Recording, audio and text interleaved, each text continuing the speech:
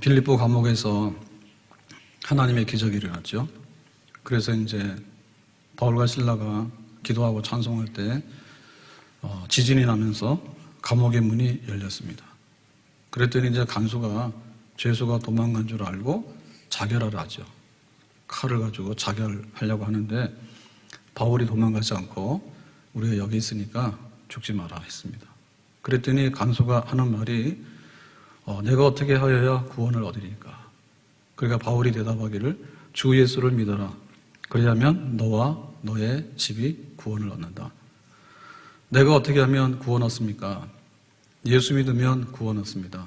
그게 이제 빌립보 감옥안에서 일어났던 질문과 대답이에요.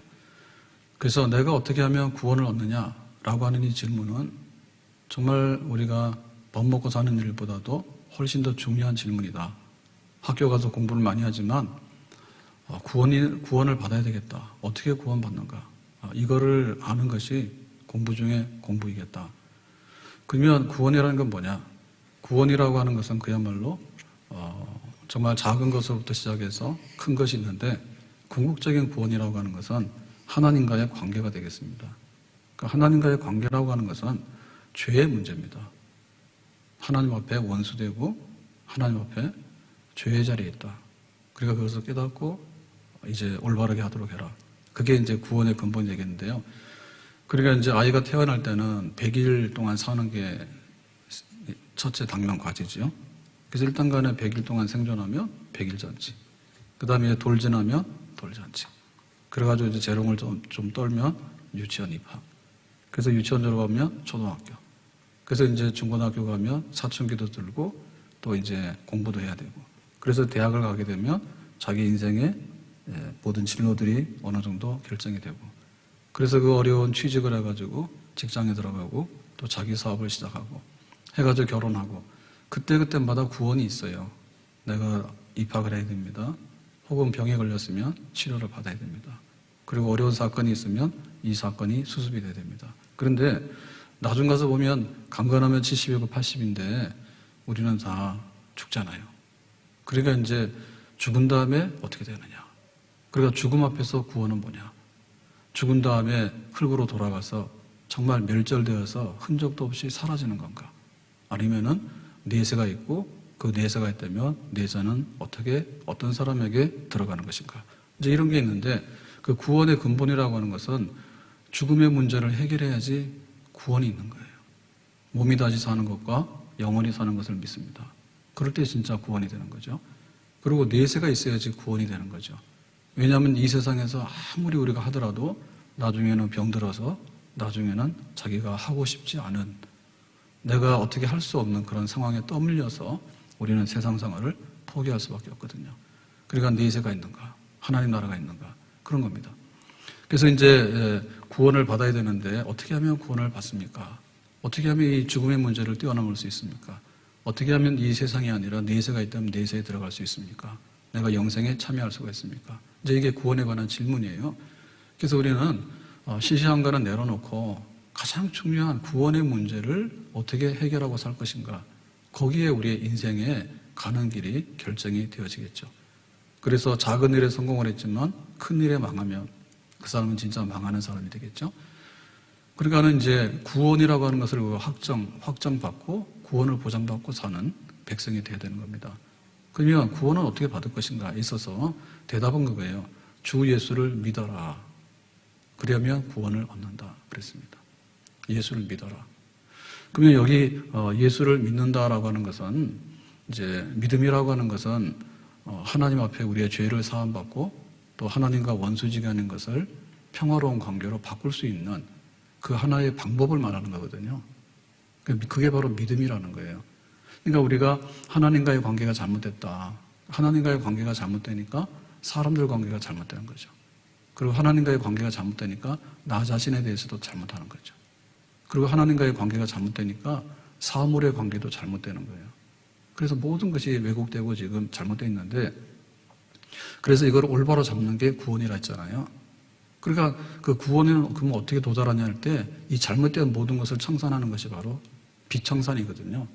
채무관계입니다. 잘못된 것. 우리가 지고 있는 이 무거운 짐. 이거 어떻게 해결할 것인가라고 하는 것인데 이 채무관계 해결할 수 있는 것은 두 가지 방법이 있어요. 하나는 내가 알아서 해결하면 되는 거예요. 근데 내가 해결하지 못할 때는 그냥 탕감받으면 되는 거예요. 그래서 하나님께서 우리를 딱 보니까 우리 인간 스스로 모든 그 채무관계를 죄의 문제, 하나님과 잘못된 관계를 해결할 수 있는 능력이 없다는 것을 알았어요. 그런 마음도 없어요, 인간에게는. 그래서 이제 하나님께서 그러면은 탕감하는 방법이 있다. 그러니까 탕감하는데 그러면 누가 이거 어떻게 탕감할 거냐 할 때 하나님의 공의가 있잖아요. 그러니까 죄 지은 것을 죄 없다고 막 해줄 수는 없죠. 잠부로 조작할 수는 없잖아요. 그러니까 탕감하는 근거가 있어야 되는데 그 근거는 뭐냐면 누군가 이 죄값을 대신했다. 그러면 하나님의 공의를 만족하는 동시에 하나님의 사랑으로 구원받는 역사가 우리에게 임할 수 있는 거죠. 그래서 이제 메시아, 중보자, 하나님의 아들 예수 그리스도를 이 땅에 보내신 거예요. 그러니까 예수님께서 우리의 하나님과 잘못된 관계를 청산하는, 죄값을 청산하는 그 일을 하신 것이 바로 십자가에 고난받고 죽으심이 되는 거죠. 그러니까 예수님께서 십자가에 고난받고 죽으심이라고 하는 것은 뭐냐면 우리의 죄의 문제와 하나님과 원수지간인 것을 청산하는 작업이에요. 그러니까 이제 그러한 객관적인 하나님의 구원의 그 역사가 있었는데 하나님의 아들의 역사가 그러면 그것이 나에게 효력을 미치려고 하면 어떻게 되느냐 할 때 바로 예수님의 십자가의 대속을 내가 믿음으로 가져오는 거죠. 내가 믿음으로 가져오게 되면 그 채무관계가 나에게 탕감되어지는 그런 효력을 발생하게 되는 거예요. 그게 바로 믿음인 거예요. 믿음이라고 하는 것은 우리가 구원받는 수단이에요. 그러니까 예수님의 십자가를 가져와서 우리가 믿음으로 인해 가지고 내가 죄가 없어진다. 죄사함을 받는다. 거기에 도달하게 되는 거죠. 그러니까 이것은 뭐냐면 굉장히 선물이죠. 그리고 이건 굉장히 감동적인 거죠. 왜냐하면은 나는 그럴 사람이 못 되는데 나에게 그런 혜택이 임했잖아요. 내가 비록 믿지만은 믿는다고 하는 것은 우리의 공로나 우리의 자랑이 되는 건 아니죠. 그래서 믿음이라고 하는 수단, 그리고 이 믿음이라고 하는 것은 하나님이 주신 은혜고 선물이다. 그래서 예수를 믿어라. 그러면 구원을 받는다.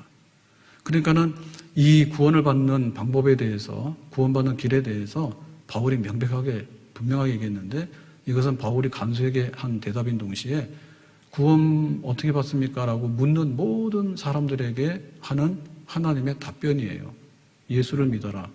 그러면 구원받는다. 그 얘기죠. 그렇기 때문에 그 인간의 자율주의죠. 내가 어떻게 해서 내가 뭔가를 해가지고 구원받는다라고 하는 것은 안 된다 그 얘기입니다. 그리고 구원에 관해서 공부를 좀 해보겠다라고 해서 계속해서 구도자가 되거나 철학자가 되거나 진리 탐구를 해도 안 된다는 거죠. 왜냐하면 우리는 그것을 알지 못하는 사이에 인생이 끝나버려요. 그리고 이제 모른다고 해서 나는 몰라요라고 하니까 그런 거에 대해서 관심이 없어요라고 하는 것도 어쨌든 간에 모르더라도 해결은 안 되는 거죠. 그래서 모른다고 하는 답변도 안 되는 답변이고 내가 앞으로 알아보겠다는 것도 대책 없는 답변이고 그리고 내가 뭔가를 해결할 수 있다라고 덤비는 것도 무모한 행위다. 무모한 도전이다. 그렇기 때문에 예수 믿는 것으로 인해서 예수님의 십자가를 내가 인격적으로 영접함으로 인해서 하나님과 관계가 바르게 되고 죄와 죄의 결과로부터 구원받게 되는 그런 선물을 받게 되는 줄로 믿습니다. 그런데 이제 오늘 말씀에 보면은 31절에 그랬죠. 주 예수를 믿어라. 그리하면 너와 내 집이 구원을 받으리라. 근데 너는 구원받는 건 알겠죠. 왜? 내가 믿었으니까. 그 믿음이라고 하는 인격적인 신뢰를 통해서 하나님의 선물, 영생의 선물, 구원의 선물이 주어진다. 이건 은혜다. 근데 여기 보면 너와 너의 집이죠. 집이라고 하는 것은 가족들이잖아요. 가족들이 어떻게 구원을 받느냐. 여기에 대해서 우리가 오해를 하면 안 되는데요. 이거는 대표로 한 사람이 믿으면 우리 집 식구가 몽땅 구원받는다. 그런 건 아닙니다. 네, 남편이 교회를 가자니까 안 간다예요. 그러면서 하는 말이 너도 교회 가지 마. 이런 집도 있고요. 간 큰 집이에요. 네, 대부분의 경우는 갔다 와. 그래서 나도 좀 혜택을 누리도록 해. 이 정도는 굉장히 지혜로운 거죠. 가정의 평화를 위해서 갔다 와라. 근데 덤으로 보너스로 나도 대표로 우리가 한 사람 믿었으니까 우리 집 식구들이 다 몽땅 구원받으면 얼마나 좋겠느냐. 이런 거는 꿈 깨라. 그런 뜻은 아닙니다. 너와 내 집이라고 하는 가족 개념이라고 하는 것은요, 이것은 한 사람이 믿어서 가족이 구원받는다는 보장을 말해주는 게 아니라 내가 믿었기 때문에 우리 가족들도 믿으면 구원받는다 라고 하는 개방성이라 할 수 있을까요? 그러니까는 우리 가족들도 구원의 범위에 들어올 수 있다라고 하는 거지, 나는 절강가고 나는 무교고 나는 물질주의자고 이런 사람이 우리 가족 중에 있는데 내가 가서 교패를 붙이니까 우리 가족이 대표로 구원받는다, 그런 뜻은 아닙니다. 그래서 우리가 이제 유아 세례를 행하잖아요. 유아 세례를 행할 때도 유아 아이가 예수님을 고백하는 건 아니에요.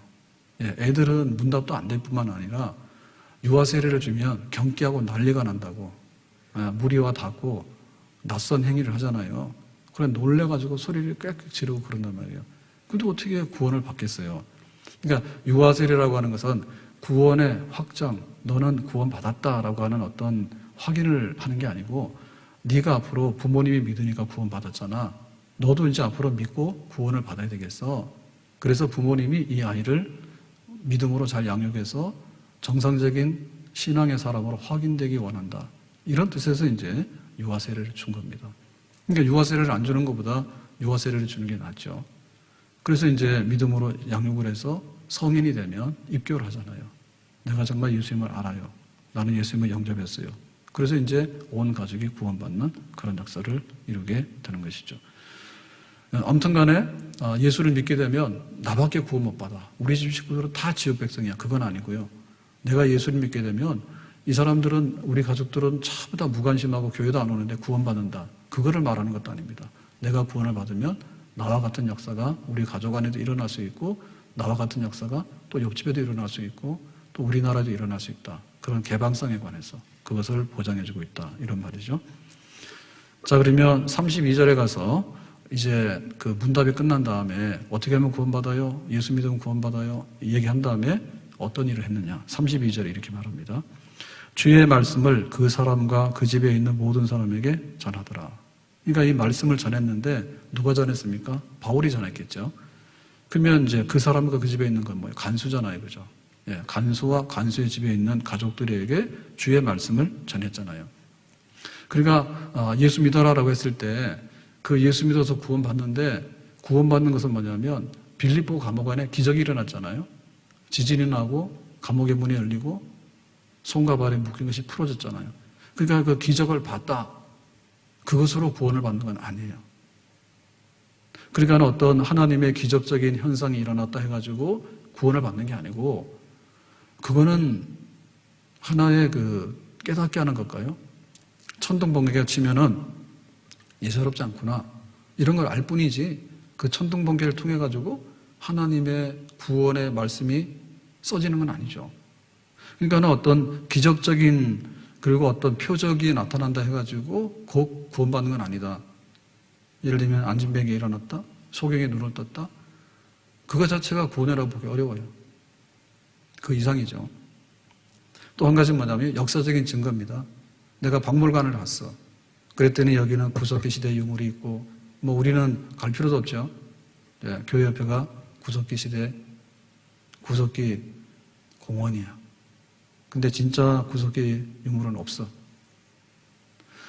그러니까 박물관에 가게 되면 구석기 시대 때, 혹은 뭐 신석기 시대 때, 아니면 우리 뭐 삼국시대 때, 뭐 최근에 100년 전의 역사, 이런 거에 대해서 유물이 있어요. 근데 그거를 봤다 해가지고 그것이 곧 우리의 구원은 아닌 거예요. 우리가 성지순례를 가지 않습니까? 그러면은 요단강 가보잖아요. 정말 실망해요. 요단강은 한강하고 비교가 안 돼.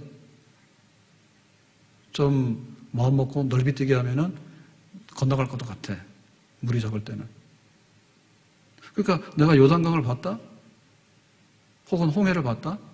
내가 시내산에 올라갔다 왔다? 아니, 예수님께서 십자가에 달려 죽으신 겟세마네, 골고다 기도했던 겟세마네 동산, 감람나무 지금도 있다고요. 거기 골고다 언덕이 있는데 그 골고다 언덕은 지금 막 건물을 다 지어가지고는 잘 몰라. 근데 여기가 거기래. 그 순례자가 거기를 밟고 왔다 해가지고, 그러면 내가 구원을 딱 받은 증명이 있느냐? 순례 갔다 왔다고 하는 도장은 받을 수 있겠죠. 올레 가면은 오늘 무슨 올레 몇 곳을 했습니다. 어느 올레 했습니다. 이래 가지고는 이제 도장 찍어주잖아요. 우리는 고양시에 호수공원 막 돌아다니면 날마다 도장 찍는 거예요.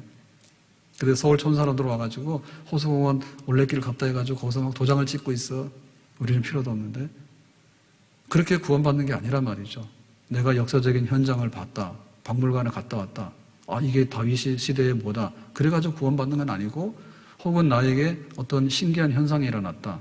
기적이 일어났지만 그것은 내 영혼에 큰 각성은 되죠. 그렇지만 그것 자체로 구원이라 보기는 어렵죠. 그리고 구원이라고 하는 것은 지금 좋은 얘기 있잖아요. 소위 말해서 힐링, 그리고 굉장히 심리적으로 안정과 위로를 주는. 오늘 그 예정이 수요일로 돼 있어가지고 미룰까 하다가 그냥 갔어요. 그래서 일반 내시경을 하는데, 그 옛날에는 이렇게 혈압을 체크하고 이제 내시경실 들어갔는데, 오늘은 무조건 들어가래. 그래가지고는 그 검사하는 침대에 좌로 누우세요 해가지고 누워놓고는 혈압을 검사하겠다는 거예요. 그 병원만 가면 혈압이 좀 올라가거든요. 근데 완전히 여기 목 마취다 하고 그 다음에 여기다 해가지고 혈압을 체크하겠다니까 고혈압이냐 그러더라고. 혈압 막 올라가죠. 혈압 올라가죠. 그러니까 우리가 굉장히 이제 안정적인 상태, 굉장히 평안한 상태가 좋은 건 맞아요. 그래서 우리가 힐링 혹은 은혜로운 얘기, 그 심리적인 접근입니다. 그래서 미스터 트롯 얘기했더니 또 그렇게 서늘한 얘기 왜 하냐고. 그거 좋다고 해야 되는데 지금 코로나인데 그거 지금 좋게 생겼는가 말이에요. 그랬더니 그 말했더니 또 집에서 뭐라고 한 소리 들었어요. 남들 보고 있는데 왜 갖다 찬물을 끼얹냐고. 내가 언제 찬물을 끼얹어서 찬물 봤어요? 그러니까는 우리가 그 심리적인 거 이런 거 굉장히 중요한데요. 근데 교회를 왔다. 뭔가 마음이 편안한 것 같아. 내가 예수를 믿었다. 뭔가 마음이 이렇게 부드러워졌어. 이런 걸 가지고 만약에 얘기한다면 천국이 어떨까요? 기분 좋은 날이나 좀 평안한 날이나 맑은 날은 천국이 뚜렷이 보이겠죠. 근데 천둥번개치고 부부싸움하고 나서 이가 가출을 해버렸어. 이런 상황에서 내가 예수 믿어서 구원받을까라고 생각하면 어떻습니까? 싸늘하게 그지없는 거예요. 네.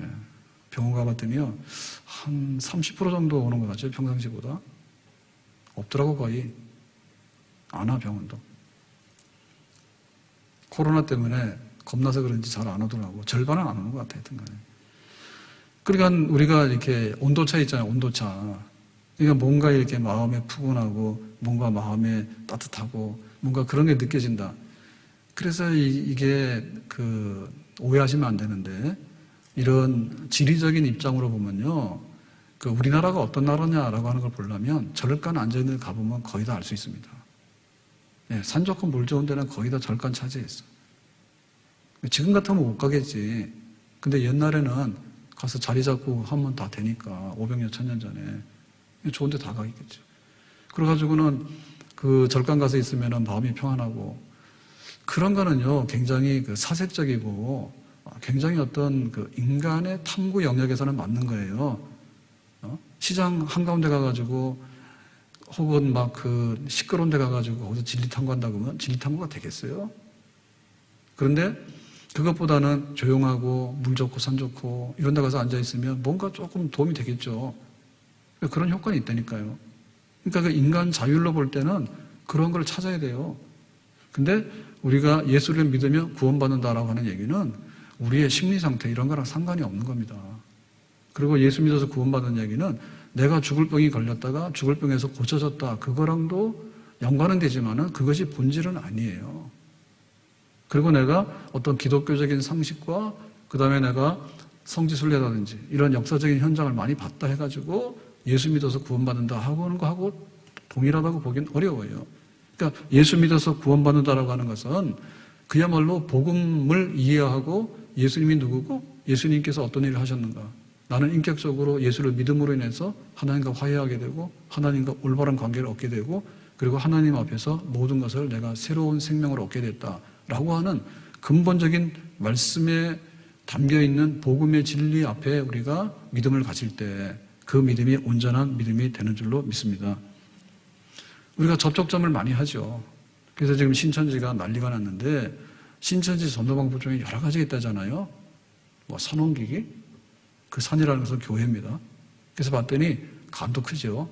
순복음교회, 뭐 사랑의 교회, 산 옮기려고. 자기들은 그거 다 계획하고 있는 거예요. 북한에서 뭐라고 자꾸 하잖아요. 그래가지고 말 안 들으면 핵무기 가지고 쓴다, 막 이런 거 막 하잖아. 그러니까는 막 신천지에서는 교회 통째로 가져가려고 목표하기를 그렇게 한대. 그런 것도 있는가 하면은 또 이렇게 굉장히 비밀 때문에 지금 문제가 돼 있잖아요. 비밀 접촉이 많은데요. 너 저기 뭐 취업시켜준다 해가지고요. 면접하러 해서 오라 했대. 그래서 갔더니 취직 얘기는 안 하고 자기가 이제 그 고용하려고 하는 고용주잖아요. 근데 만나가지고는 종교 얘기를 하면서 자꾸만 뭐 심리적인 그 다음에 뭐 테스트 해볼래? 아니면 뭐 이런 식으로 해가지고는 그 포섭하려고. 그래가지고 청년들 중에 그렇게 들어간 사람 많다는 거예요. 이게 접촉이거든요. 그러니까 직장에 대해서 얼마나 간절합니까, 지금. 그러니까는 그런 접촉을 통해가지고 가서 잘못 엮이면은 거기 끌려 들어가게 되는 거예요. 자기도 모르게 그 신천지의 교육생이 된 거예요. 교육생이 된 거예요. 그뿐만 아니라 문화 접촉을 많이 하잖아요. 그래가지고 뭐 배우라 해가지고 문화교실이다 해가지고 그런 거 막 해가지고 접촉을 하고 막 이렇게 하는데 그런 것들은요, 하나의 그 주변적인 정황은 돼요. 우리도 그런 거 쓸 수 있어요. 우리도 가서 옆집 사람하고 잘 사귀고 우리가 친절하게 하고 인심을 얻고 그런 거 해야 됩니다. 근데 그것 때문에 예수를 믿어서 구원받는 건 아니에요. 예수님이 누군가를 알려줘야 되고 예수님이 나를 위해서 무엇을 했는가를 내가 인격적으로 영접을 해야지 예수 믿어서 구원받게 되는 역사가 일어나게 되는 줄로 믿습니다. 빌립보 감옥 안에 지진이 일어나는 기적이 있었지만 그 기적보다도 중요한 것은 식구들을 모아놓고 복음을 전하고 예수님을 전한 것이 더 큰 기적인 줄로 믿습니다. 아멘. 지진을 경험하게 되면 지진은 끝나면은 그냥 없어지는 거잖아요. 그렇지만 내가 예수님을 알게 되면 예수님을 믿어서 진정한 구원의 열매에 동참하게 되는 줄로 믿습니다. 그래서 이 빌립보 간수의 그 가족들은 바울의 복음 전파를 듣고 은혜를 받았어요. 은혜를 받았어요. 그래서 예수를 믿게 된 거예요. 자, 그 다음에 어떤 일이 벌어졌느냐? 33절에 이렇게 말합니다. 그 밤, 그 말씀을 들은 그날 밤에 그 시각에 간수가 그들을 데려다가, 그러니까 이제 말씀을 듣고 나서 미루지 않았어요. 다음으로 한번 고민해 볼게 이렇게 한 게 아니라 그날 밤 그 시각에 간수가 그들을 데려다가, 그들이라고 하는 것은 바울과 실라 일행이 되겠죠. 그 맞은 자리를 씻어주고, 맞았다는 얘기는 지금 채찍에 맞았잖아요. 그래가지고는 피투성이가 되고 아주 만신창이가 됐잖아요. 그거를 이제 상처를 씻어주는 거죠. 물로 씻었겠죠. 자기와 그 온 가족이 세례를 받은 후, 여기 보면 물이 두 번 등장하는데요. 첫 번째 물은 뭐냐면 상처를 씻어내는 물이에요. 이건 누가 했어요? 이거는 간수가 한 거예요. 그 다음에 두 번째 등장하는 물은 뭐냐면 바울이 한 거예요. 바울이 이 물을 가지고 뭐 했습니까? 간수와 간수의 가족들을 씻어가지고 물 세례를 베푼 거예요. 자, 물이 두 번 왔다 갔다 했어. 자, 씻는 행위가 두 번 왔다 갔다 했어. 그러니까 이 첫 번째 행위는 뭐냐면 간수가 미안하잖아요.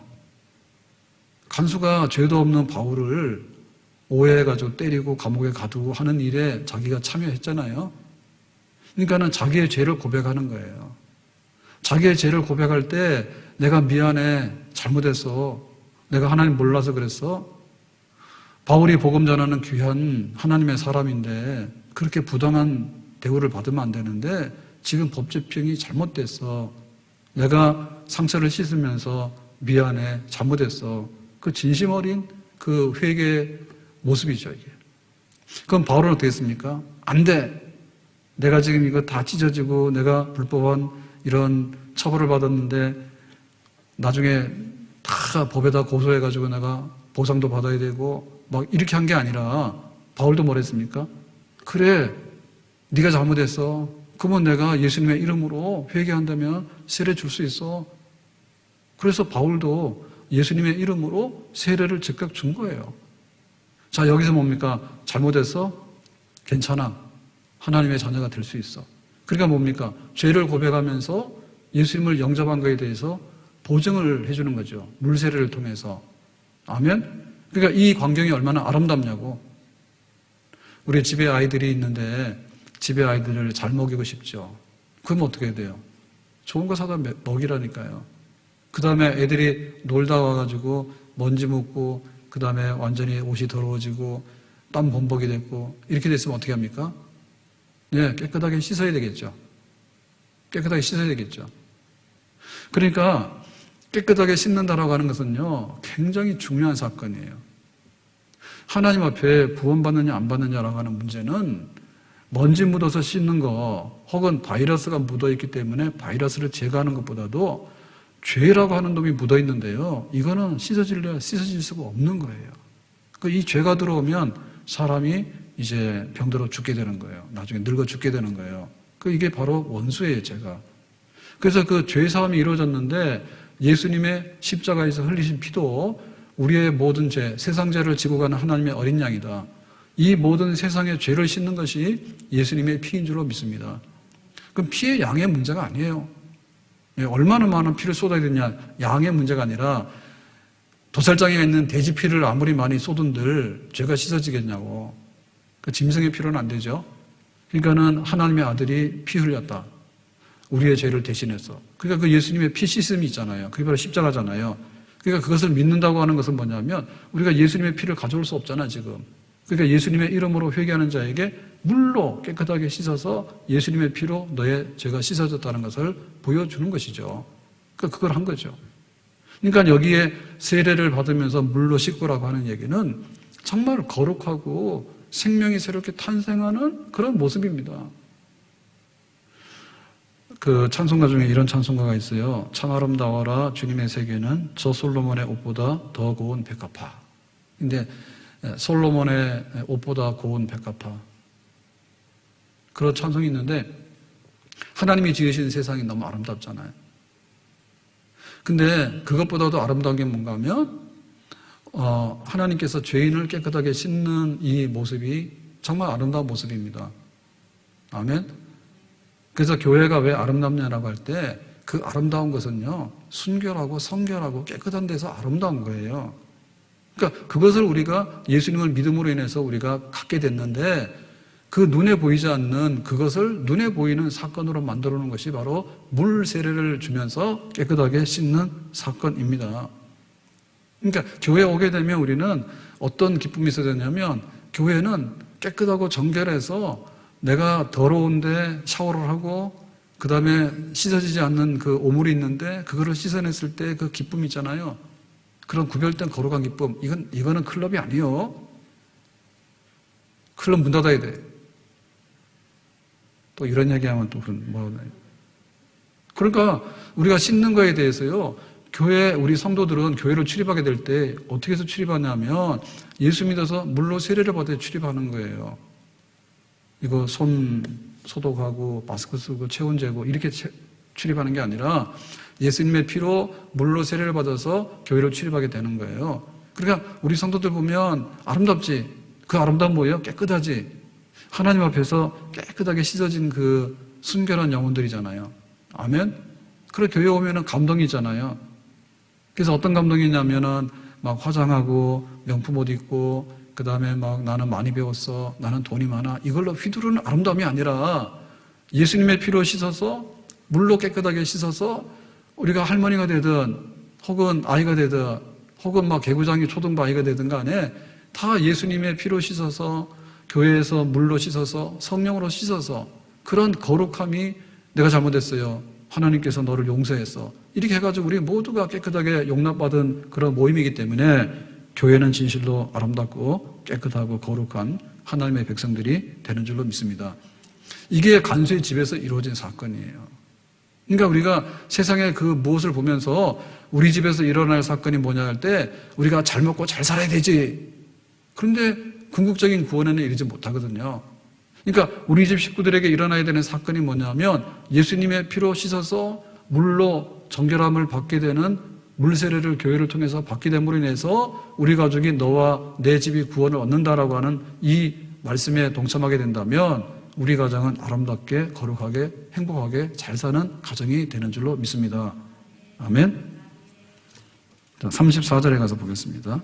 자, 세례를 준 다음에 어떻게 했느냐. 34절에 그들을 데리고 자기 집에 올라가서 음식을 차려주고 그와 온 집안이 하나님을 믿음으로 크게 기뻐하니라. 자, 여기 보면은 굉장히 기뻐했다. 근데 기뻐하게 된 게 뭐냐면 음식을 차려서 함께 먹었다. 거기에 기쁨이 있었다. 이런 얘기입니다. 자, 이 얘기를 보면 지금 간수 집에는 초상 날 뻔했죠. 왜냐하면 이제 죄수들이 도망가면 간수가 책임을 져야 되는데 그 책임이 너무 막중하니까 자결하려 했잖아요. 스스로 목숨 끊으려 했잖아요. 그랬으면 간수도 죽어야 되고 간수집 식구들은 뭐예요? 아버지나 남편이 죽었거나 실직당했겠지. 그럼 이 집은 뭐예요? 풍비박산 나는 거지. 근데 이 집이 그날 세례를 받으면서 기뻐했다. 그러면서 어떻게 했습니까? 바울과 그 바울의 일행하고 함께 먹었다 이거죠. 식사했다 이거죠. 자, 이 얘기는 구원받은 그 성도들의 그 아름다운 집안 풍습이에요. 우리는 집을 좋은 집에 살기를 원하고요. 그 좋은 집은 좋게 꾸미기를 원해. 그래서 이제 인테리어를 잘하고, 그 다음에 이제 가구를 많이 들여다놔. 그래서 가구를 많이 들여다놓은 다음에 뭘 하냐면, 이제 거실을 꾸미고, 그 다음에 TV도 갖다 놓고, 소파도 놓고, 그 식탁도 놓고, 이제 이런 걸 막 꾸민다고. 그런데 없는 게 뭐냐? 가족이 없어. 밥 먹을 식구들이 없어.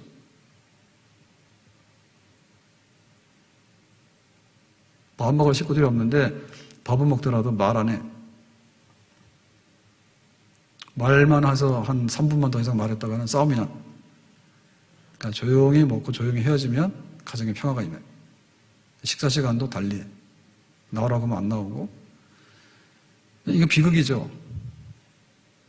그래서 옛날에 어땠습니까? 아니, 산의 진미를 먹고 싸우는 것보다는 그냥 여간 채소를 먹고 행복하게 사는 게 낫다 했잖아요. 그래서 옛날에는 정말 그 양말도 없어가지고요. 양말도 구멍 나면 요새는 다 버립니다. 근데 옛날에는 양말도 꼬매가지고 막 다시 신고 막 이랬잖아요. 옷도 집안에 아이들이 많으니까 형부터 입잖아요. 그 둘째, 셋째는 구경을 잘 못하잖아. 그래서 혹시 명절날 선물로 사주면은 옷을 입을까? 아니면은 나 물려봤잖아. 근데도 보면 굉장히 화목했던 것 같아. 별로 싸움 잘 안 하고 집 나가는 아이들도 별로 없었죠. 나가도 갈 데도 없으니까. 지금 게임방, PC방이라도 가지만. 그러니까는 정말 그 아름다운 그 가정의 풍경들이 있어요. 얼마나 가난했어요. 그래가지고는 가난해서 그랬던 것 같아. 고기를 사면 고기를 많이 못 사니까 지금은 뭐 고기 먹는 게 자랑이 아니지만 옛날엔 고기, 쌀밥, 고기 자랑이잖아요. 그러면 고기를 많이 못하니까 주로 국을 하죠. 스테이크가 어딨냐고. 국을 해가지고는 고기는 구경도 못하고 국물하고 무만 둥둥 떠다니고 그래도 그거 부모들이 안 먹고 자식들 먹이기 위해서 그렇게 해서 살아갔던 그렇지만 뭔가 거기에 사람 냄새가 있었고 인정이 있는 그런 가정의 풍경이 있잖아요. 그러니까 우리가 보면서 이 교회의 아름다운 게 뭐냐라고 할 때 정말 우리 교회가 거대하다. 혹은 우리 교회에 그냥 얼마나 좋은 그 어떤 시설이 돼 있는지 혹은 우리 교회에 얼마나 유명한 사람이 오는지 우리 교회에 얼마나 부자가 많은지라고 하는 것은 그 아름다운 교회의 풍경의 본질은 아니겠죠. 아름다운 교회의 그 본질은 뭐냐면 세례를 받으면서 잘못했어요. 괜찮아. 예수님의 이름으로 다 용서됐어. 우리가 새로워졌어. 그러니까 이제 헤어질 수가 없으니까. 그래서 밥을 먹는 거죠.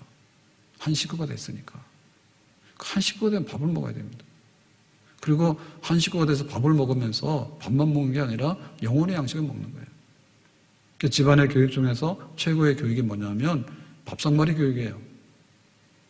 명문 집안의 양반 집안의 옛날에 교육되는 집은 뭐냐면 다 식탁에 사는데 질서가 뚜렷하잖아. 할아버지부터 그 다음에 아버지 그 다음에 자녀들. 죄송하지만 그때 여자들은 북대기. 좀 잘난 집은 방 안에 들어가서 먹고 뭐 한 집은 그냥 부엌에 서서 대충.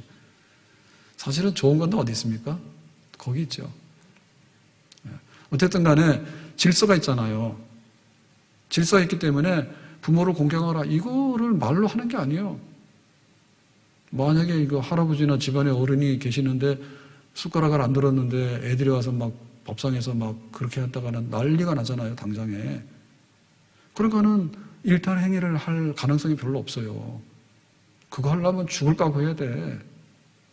집안을 뛰어나가거나 부모를 거역하거나 그 다음에 우리가 그 집안에 규범들이 있는데 그 규범들을 넘어가려고 하면 죽을 각오 해야 된다니까. 왜냐하면 그게 아침, 점심, 저녁 세 끼를 날마다 그렇게 해서 365일을 10년, 20년 해보세요. 어떻게 되는가. 부모 공경이 저절로 되겠죠. 형제 우애하게 되고요. 그러니까는 우리가 모였을 때 한 가족이 되잖아요. 그리고 좋은 가족이 되잖아요. 그럼 뭐냐면 거기에 밥 먹는 게 나오는 겁니다. 그래서 교회에서도 밥을 먹을 뿐만 아니라 그걸 통해 교육을 하게 되는 거예요. 밥상머리 교육 그거잖아요. 밥만 먹는 게 아니라 교육을 하게 되는 거잖아요. 그러니까는 바이러스 좀 조심해라. 어른이 한 말씀 하시면 예, 다 조심합니다. 방송에서 막 이렇게 할 필요 없는 거예요. 집안에서 알아서 해. 이게 바로 교육이거든요.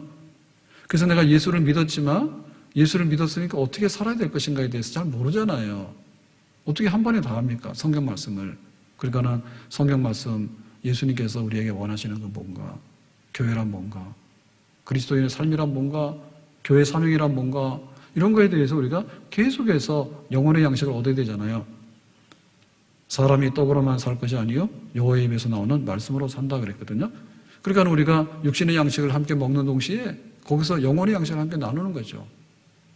그게 바로 뭡니까? 밥상머리 교육인 거예요.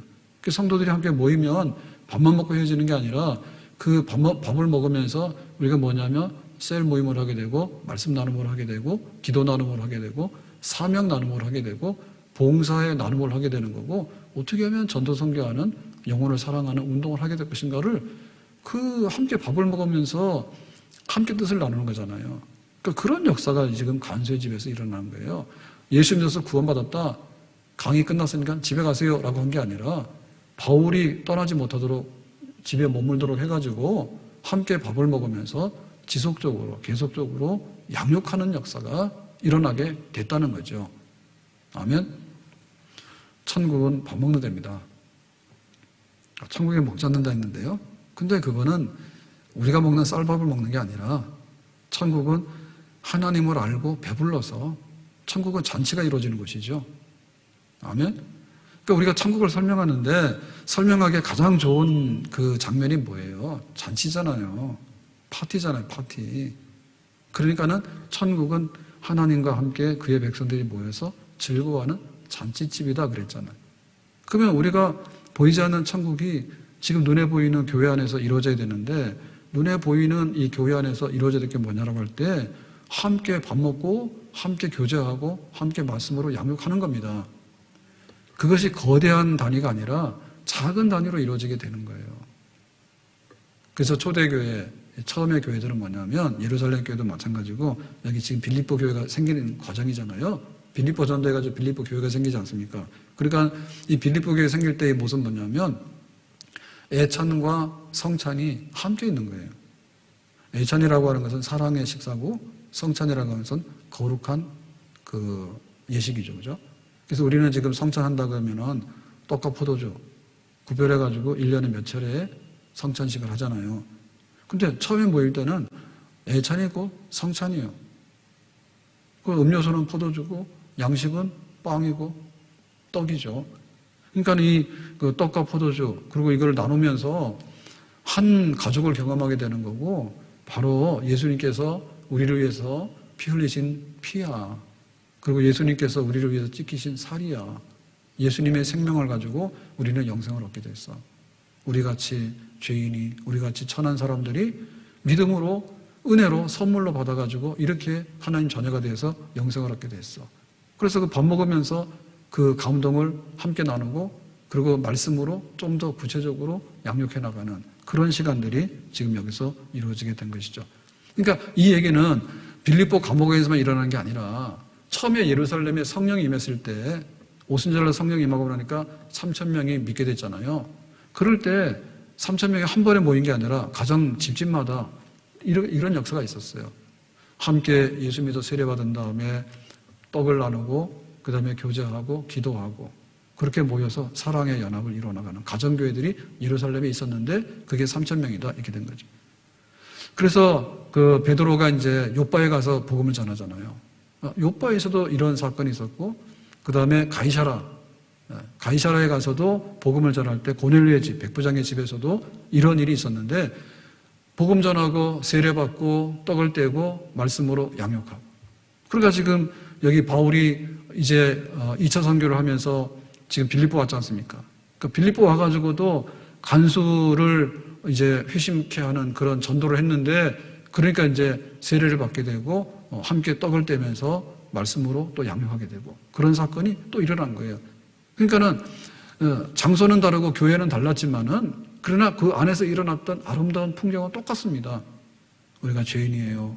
괜찮아. 예수님의 피로서 씻었어. 우리는 한 형제야. 우리가 밥 같이 먹어요. 밥 같이 먹는데 뭐지? 우리가 어떻게 살아야 되지? 누굴 위해 살아야 되지? 하나님께서 우리에게 주신 사명은 뭐지? 그래서 밥 먹으면서 우리가 말씀으로 사람들을 키워나가는 그런 역사. 그것이 교회 안에서 계속해서 일어났던 것이죠. 자, 그러면 우리는 어떻게 됐겠냐? 즉, 이 빌립보 안에서 지금 이렇게 전도가 일어났지 않습니까? 그러니까 처음에 전도를 받은 사람은 루디아예요. 루디아는 자주색 옷감 장수예요. 굉장히 좀 그 비즈니스에 능력이 있는 그런 사람이에요.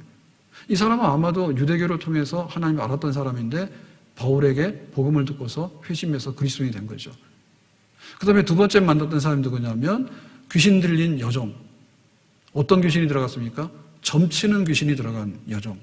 그러니까 이 아이가 정말 점을 치면서 또 주인에게 돈벌이에 이용되는 착취당하는 그런 불쌍한 아이잖아요. 귀신에게 사로잡혀서. 근데 바울이 귀신을 쫓아내가지고 이제 해방이 돼가지고 이 아이는 온전한 삶을 회복하게 된 거죠. 바로 빌립보에서 전도받은 사람이죠. 그 세 번째 전도받은 사람이 바로 간수예요, 간수. 그러니까 여기서 지금 얘기하는 건 뭐냐면 여러 종류의 사람들인데 그 여러 종류의 사람들이 각각 예수 그리스도를 영접해서 빌립보 지역에 교회가 세워지게 됐다. 그러면 지금 우리가 누가 예수를 믿어야 됩니까? 우리가 누구에게 복음을 전해야 됩니까? 때로는 루디아죠. 때로는 뭐예요? 귀신 들린 여종이죠. 때로는 뭡니까? 간수죠. 내가 지금 책임져야 되니까 칼을 들어서 자결해서 죽으려고 하는 간수죠. 전도의 시급성이잖아요. 전도의 시급성이잖아요. 그 빌립보라고 하는 큰 도시가 있는데 이 도시에 가가지고 예수 믿어서 회심한 사람이 뭐냐면 루디아, 여종, 그 다음에 간수 이렇게 됐다. 근데 그들 집에서 빌립보 교회가 모이게 됐다.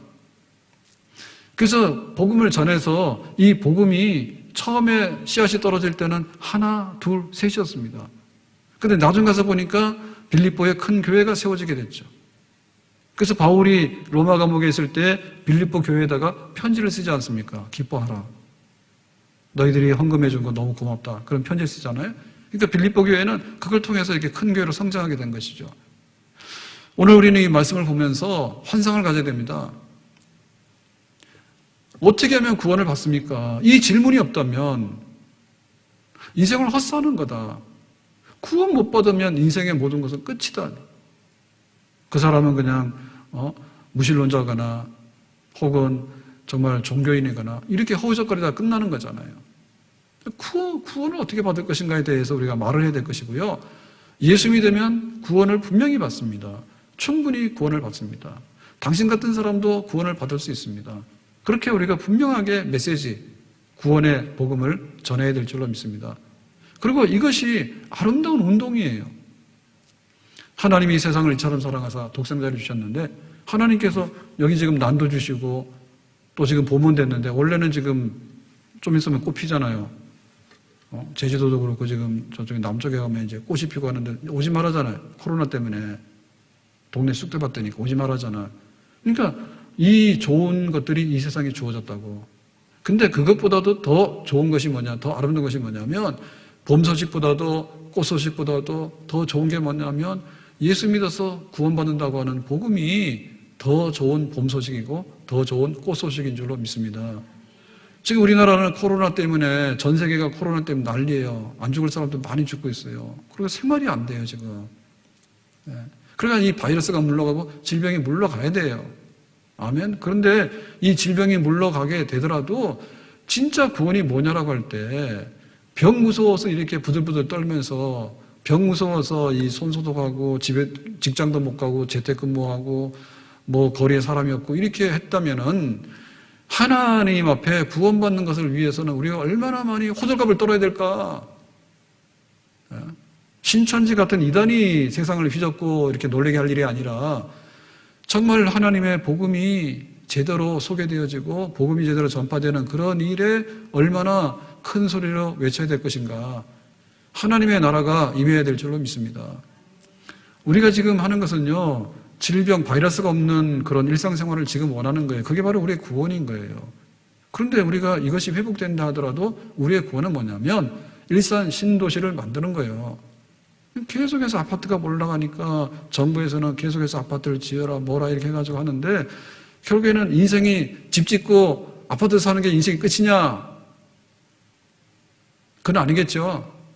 인생이란 무엇인가? 내 아파트 입주해서 사는 거다. 그게 인생이에요? 그러면 아파트 없이 살았던 사람은 뭐예요? 옛날에는 다 그냥 그 움집에서 살고 이렇게 지금 기둥을 세워가지고 집 지어서 나온 지가 우리 인류의 역사 중에 보면 아주 짧은 최근의 일입니다, 지금. 그 전에 살던 사람들 뭐예요? 그러니까 우리는 그냥 아파트를 짓고 도시를 만들어가지고 도시를 첨단하는데 첨단이 좋긴 하잖아요. 근데 그렇다 해서 능사는 아니잖아요, 지금. 예? 그러니까는 그 인간이 하고 있는 것 중에 보면 이게 좋다고 하지만은 사실은 좋지 않은 것도 많아요. 그래서 텃밭을 가꾸라 하잖아요.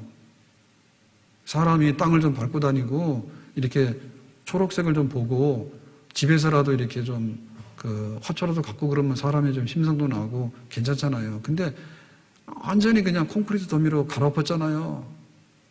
아스팔트 역청으로 갈아엎어가지고 거대한 도시를 만들고 여기다가 막 인공지능까지 집어넣어가지고 인터넷까지 해가지고 편리하는 면은 있는데 너무 좀 삭막하고 그렇잖아요. 그러니까 우리 문명이 지향하는 바가 뭐냐? 우리 문명이 구원이냐라고 하면 그렇게 하면 된다니까요. 우리의 문화적인 발전이 구원이다 그러면 문화적인 발전을 위해서 애쓰고 거기서 끝나면 되는 것이죠. 근데 돌아보면은 죽음의 문제가 해결 안 되고 돌아보면은 그렇게 문명인으로 사는데 북한에서 어젯밤에 뭐라고 했다며. 김정은 동생이 김여정인가? 해가지고 막 문 대통령이랑 막 대한민국 막 욕하고 깔아뭉갰다며. 뉴스 한번 보세요. 도대체 우리의 문명의 끝이 뭘까? 핵무기 만들어가지고 상대방 위협하는 게 우리의 구원일까? 참 답답한 거예요. 구원이 아닌 거예요. 완전히 지금 지구 파괴입니다. 인류 파괴입니다. 근데 그런 일을 지금 하고 있습니다. 그래서 우리의 그 마음속에 부부가 둘이 살아가는데요. 아니 동계올림픽 할 때는 와가지고 좋다 그러고 막 하고 다 했잖아. 사진 찍고. 그랬더니 가가지고 또 뭐가 기분이 나빠가지고 막 그렇게 하는지 몰라 지금. 코로나 때문에 정신이 없는데. 조용할 때는 하지 좀 시끄러울 때. 하게 하면 정신없을 때는 이러나 저러나 정신없으니까 알아서 하시오. 그러니까 부부간에도 그게 조절이 안 되잖아요. 부부간에도 조절이 안 되고 우리가 뭔가를 이렇게 버튼을 눌러야 됩니다. 그러니까 우리 아파트에도 엘리베이터 문에다 써놨다니까요. 그래서 저는 개인이 써놓은 줄 알았더니 관리사무실에 써놨는데 엘리베이터 문이 열리잖아요. 1층에. 그래서 마스크 안 쓴 사람은 엘리베이터 타지 말래. 그래서 오늘 아침에도 그냥 계단에서 내려왔어요. 걸어서 짜증나서. 아주 어떻게 막 숨 쉴 수가 없어. 엘리베이터 감염이 아닌데 감염인 것처럼 방송해가지고 그걸 또 막 하는 거예요. 명석회 부목사님 어제 뉴스 보니까 명석회 부목사 맞죠? 음성. 또 집에 있었다가 된 양성도 음성. 그 다음에 엘리베이터를 잠깐 탔는데 말도 안 했는데 감염됐다고 한 그 구청 직원 거기서 음성. 그게 다 끝났다고. 그 왜 검사가 다 양성이 나온지 모르지만은 엘리베이터에서 감염된다 해가지고 그런지 모르겠지만 너무 살벌하다고. 그러면 버튼도 못 누르는 거예요. 근데 이거 버튼 하나 잘못 누르면 어떻게 됩니까? 그냥 핵전쟁 납니다. 핵전쟁 지금. 그리고 우리가 아는 대로 막 컴퓨터가 이렇게 막 인터넷이 돼 있으니까 지금 뭐 이렇게 군인들이 총 들고 지키는 게 아니죠, 지금. 그게 아니라 만약에 한전이라든지 이런 데 들어가가지고 해킹해가지고 뭔가를 망가뜨리게 되면요. 전기 공급이 안 되잖아요. 전기줄 통해서 전기가 오지만은 모든 걸 통제해야 되잖아요, 지금. 그러니까 우리 문명의 끝이 뭐냐라고 할 때 그렇게 희망적이고 낙관적이지 않다니까요. 그래서 우리가 내가 예수 믿어서 구원받는 것을 세상의 여러 가지 삶 중에 일부분으로 알아보는 것은 이 성경에 부합하지 않아요. 하나님께서 세상을 만드시고 빌립보 지역도 도시도 만들었어요. 잘 살아라 그거야. 근데 하나님께서 보실 때 그것으로 인해서 뭔가 부족한 것이 있기 때문에 바울을 보냈겠죠. 왜? 빌립보 도시가 로마화된 이 로마 식민지인 이 빌립보 도시가 그냥 살아가는 것으로 인해서 만족한 삶이 안 되기 때문에 주 예수를 믿어라 그리하면 너와 너의 집이 구원을 받는다고 얘기를 한 것이죠. 그러니까 우리가 구원받는 일은 나에게도 이루어져야 되고 우리 가족에도 이루어져야 되고 우리 나라에도 이루어져야 되는 궁극적인 사업이 되는 줄로 믿습니다. 구원받는 일은 우리가 궁극적으로 가야 될 길입니다, 이것이. 아멘. 그러니까 작아 보이지만 작은 게 아니고 허술해 보이지만 허술해 보이는 게 아니에요. 한 영혼의 생명이 그렇게 귀하고 교회가 그렇게 귀한 거예요. 복음이 귀한 거예요. 그래서 하나님께서는 이 세상 나라가 다 하나님 나라로 원래부터 보존되어 있으면 따로 복음을 우리에게 주실 필요가 없죠. 하나님께서 대초에 하늘과 땅을 지으셨다. 그냥 있으면 되는 거예요. 하늘과 땅 아래서 살고 있으면 되는 거예요. 에덴 동산이기 때문에. 근데 지금 우리는 에덴 동산에 다 쫓겨났단 말입니다. 그리고 우리가 영생을 해야 되는데 강간하면 70억 80이라. 70억 80이라. 오늘 병원에서는 그냥 별일 없으니까 뭐 조직 검사 없고 똑같으니까 내년에 봅시다. 그러고 왔단 말입니다. 그때는 막 더 큰 병원 갔더니 기대 수명이 얼마십니까? 그래서 대답을 못하지. 그때는 뭐 75세 합니까? 그것도 늘려준 거래 75세도. 병원에 죽는 사람 하도 많이 와서 그런지 모르죠. 암 환자들 막 주로 오니까 그런지 모르지만 75세까지는 끄떡없으니까 되게 불안하더라고. 그 얘기 들으면 복음이 아니더라고. 그러니까 우리가 정말 그 예수 믿어서 구원받는다는 일이 너무나 사사로운 일이 돼서는 안 되겠다. 그리고 우리 인류 역사를 보더라도 하늘과 땅 자체가 건전하면요. 하늘과 땅에서 마음껏 살고 영생하면 되는 거예요. 근데 여기 건전하지 않아요. 바이러스가 문제가 아니라 다 죽음의 침, 바울이 말하잖아요. 독침, 사망이라고 하는 독침이 죄로 인해서 임했기 때문에 우리는 다 사망으로 가게 된다. 강간하면 70이고 80이라도. 그렇기 때문에 빌립보 안에서 일어났던 간수의 집에서 일어났던 이 구원의 역사는 우리의 희망의 역사이고 교회는 인류의 희망의 역사이고 교회는 우리 민족의 희망의 역사인 줄로 믿습니다. 작지만은 우리가 전도하고 작지만은 교회가 이 시대를 하나님께로 인도하려고 하는 구원의 방주로서 우리의 사명을 다시 한번 힘있게 감당할 수 있기를 예수님의 이름으로 축복합니다. 기도합니다. 오늘 주신 말씀과 같이 빌립보 간수가 구원받는 역사가 우리 가정에서도 또 우리 지역사회에서도 계속해서 일어나고 교회가 사명 감당하기 원합니다. 예수님의 이름으로 기도합나이다. 아멘.